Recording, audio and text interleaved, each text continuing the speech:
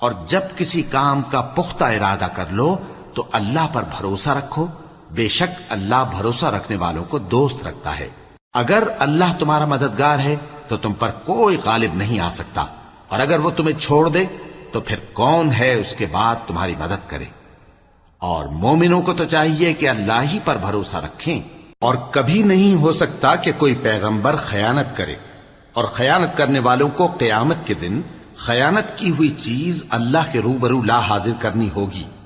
پھر ہر شخص کو اس کے اعمال کا پورا پورا بدلہ دیا جائے گا، اور ان کے ساتھ بے انصافی نہیں کی جائے گی۔ بھلا جو شخص اللہ کی خوشنودی کا تابع ہو وہ اس شخص کی طرح ہو سکتا ہے جو اللہ کی ناخوشی میں گرفتار ہو، اور جس کا ٹھکانہ دوزخ ہے اور وہ برا ٹھکانہ ہے۔